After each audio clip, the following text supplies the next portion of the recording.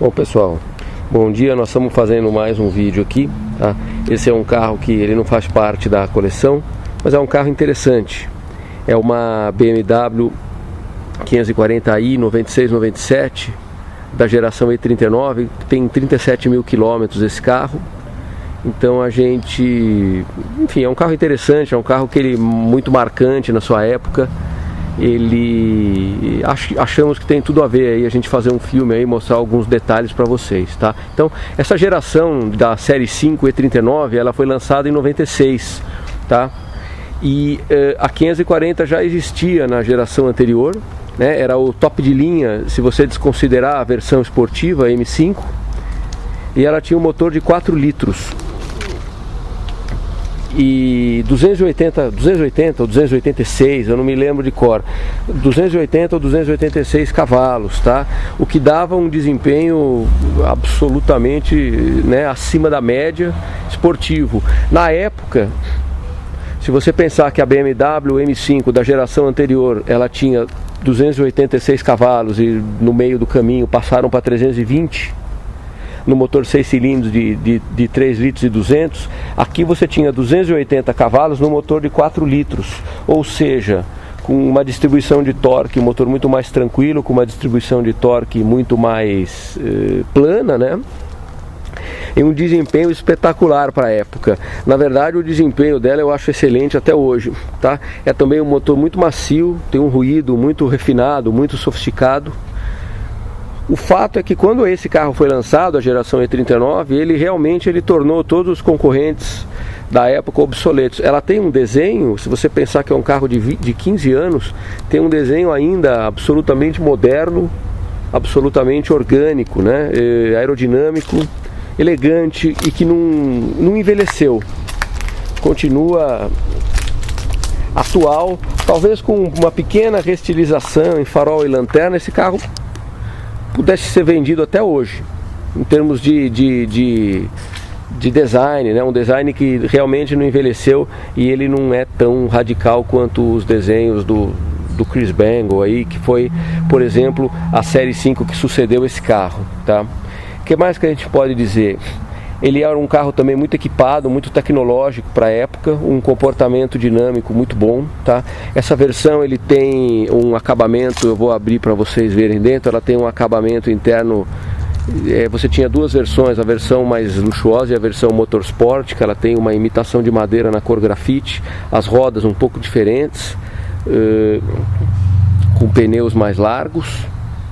Nenhum visual, nenhum adereço cromado, então ela tem um visual bem clean, que hoje em dia é mais comum, mas na época ela era visualmente bem esportiva, assim, embora, volto a dizer, ela seja a versão de luxo e não a top de linha de luxo e não a versão esportiva, tá?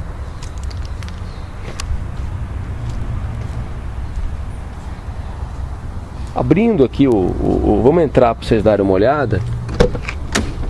Tá? Ela tem um interior, na minha opinião, aí bastante opulento, tá? Primeira coisa que você vê é essa soleira de excelente acabamento, né? Tudo aqui é plástico, então você não tem, na verdade, você não tem nenhum ataque à pintura, né? Com o pé ou qualquer coisa que você, com o passar do tempo, a soleira dos carros vai ficando riscada, tá? O carpete, o interior de excelente acabamento, tá? O painel de portas, ela já tem, né, airbags laterais aqui nas portas. Um detalhe interessante que não é muito comum, né? O difusor de ar lateral está aqui nas portas, tá? Você vê aqui a portinhola, né? Que você controla o fluxo, sempre com acabamento excelente. A madeira em acabamento grafite, né? Que dá ao carro um visual mais esportivo, né? Menos clássico do que a madeira marrom, tá? Banco com memória, para vocês verem aqui na porta, regulagem elétrica, né? Primeira vez que eu vi esse carro, cara, um carro muito caro.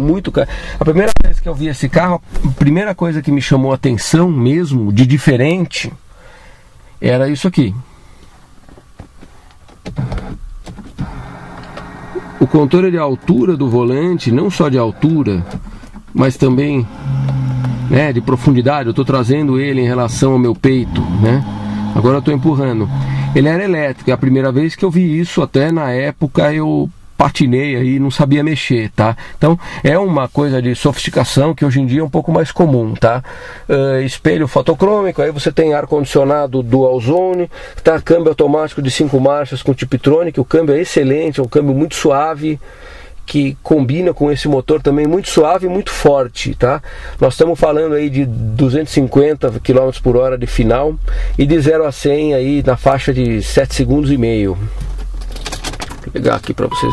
Então, o ar-condicionado dual zone, um check control completo no painel, aquele indicador de revisão, 37 mil quilômetros, tá? Aqui você tem uma aparelhagem de som, ela tem um CD com uma disqueteira lá no painel. Ainda é um carro um pouco antigo, né? Você tem aqui, ele é um rádio toca-fitas na verdade. O carro não tem sistema de navegação, tá?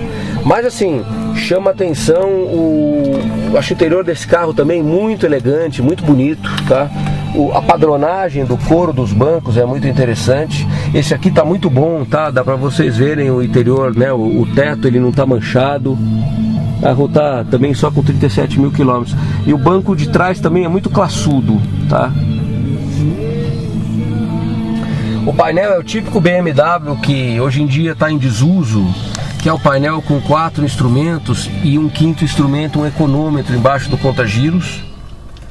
Ele, desde o final dos anos 70, todos os BMWs tinham esse layout de painel. À medida em que as gerações evoluíam, eles passavam a ter algumas informações adicionais aqui de check control e o econômetro. Depois a BMW mudou, então ela passou a ter, ela suprimiu, né, esses dois indicadores laterais, eles passaram a fazer parte, aqui está embaixo do velocímetro e contagiros, como as mais novas, o que na minha opinião empobreceu o painel. Eu pessoalmente gosto de um painel com mais reloginhos, acho que fica bonito. Dá uma ligada no motor, o motor é muito macio.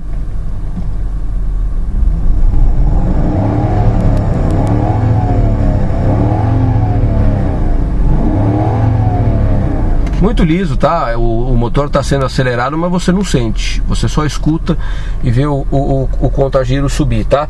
Então ele tem aqui um ar-condicionado bem sofisticado também. Ele é totalmente automatizado, tá? Você tem controle inclusive o controle automático de recirculação. Aqui você recircula, aqui você deixa entrar o ar de fora. E aqui ele tem o controle automático em função de uns sensores distribuídos pela cabine. Possivelmente você tem não só esses dois, mas algum outro aí em algum lugar. Eu não sei detalhadamente. Então, com isso ele consegue manter a temperatura diferente, né, em vários lugares da cabine. E para isso talvez seja necessário ele recircular automaticamente. Isso é outra coisa que hoje é comum, mas que na época era bem inusitada.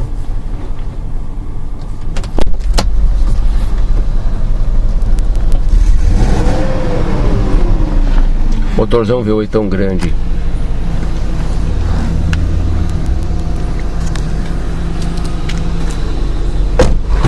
Entrando aqui no banco de trás, tá? Você tem a mesma coisa, ele tá com...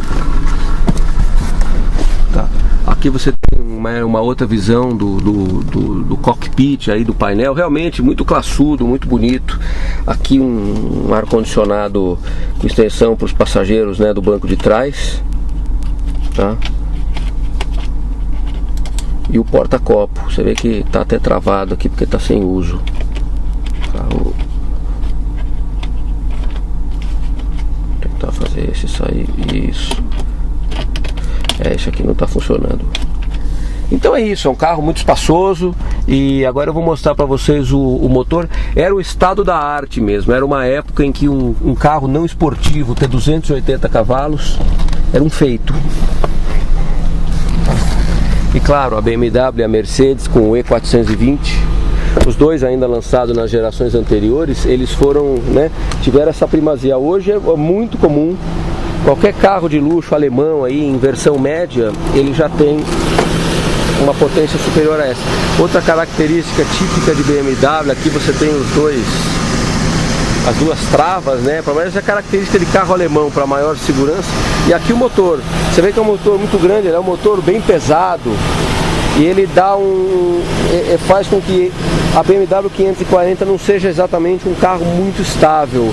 Ele é um carro muito seguro, muito estável, muito controlado, só que ele sai de frente. Não dá para você fazer uma dirigibilidade, aí na minha opinião e na minha capacidade de dirigir, uma série 3 tem uma dirigibilidade muito mais esportiva. Esse aqui, na hora do vamos ver, ele sai de frente, tá? Então você tem aqui o motor.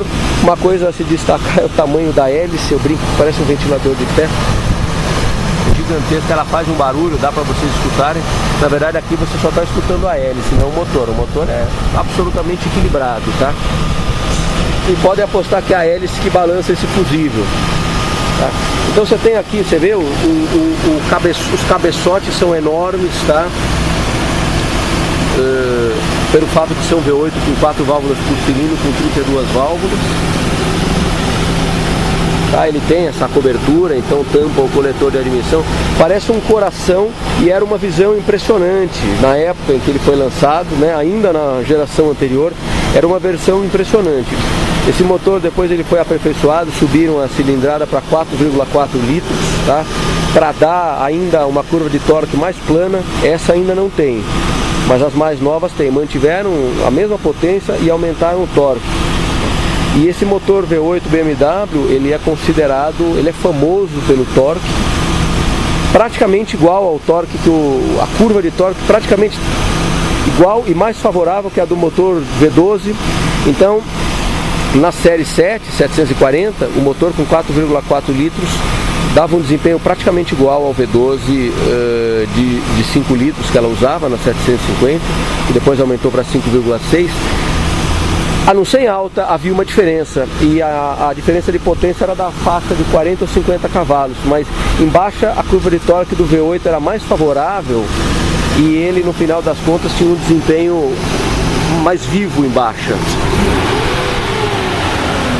Pra vocês terem uma ideia aí do barulho da hélice, tá? Enfim, um carro muito marcante, e esse aqui num estado de conservação muito bom, com uma quilometragem muito baixa, tá? Muito íntegro. Um carro muito barato hoje, assim, claro que no Brasil nenhum carro é barato, mas um carro desse você compra um belo exemplar aí na faixa de 30 e poucos mil reais, tá? Se você tem dois problemas aqui em especial, eu pessoalmente acho um carro muito pesado. A frente é pesada, o motor é muito grande, a dirigibilidade dele não é absolutamente esportiva para você ficar fazendo curva muito rápido. Ele é um carro realmente para viajar em altas velocidades. A manutenção é cara e o consumo de combustível é elevadíssimo. Ele não passa de 4 km por litro na cidade. Não adianta tentar, tá? Porque é um motor grande, um motor forte, um carro bem pesado. Um carro sensacional. Se você for analisar, um carro que tem um desenho moderno ainda, e com 35 mil reais, padrão Brasil, você consegue comprar uma máquina que ainda hoje ela é mais tecnológica do que qualquer carro feito no Brasil, mais segura, tem um desempenho superior a qualquer carro que é made in Brasil, que já tenha sido produzido. E é aquela história, a gente possivelmente nunca vai produzir no Brasil um carro com esses predicados, com essa qualidade construtiva, com esse acabamento, com esse comportamento, com essa potência, com essa tecnologia, tá? Agora,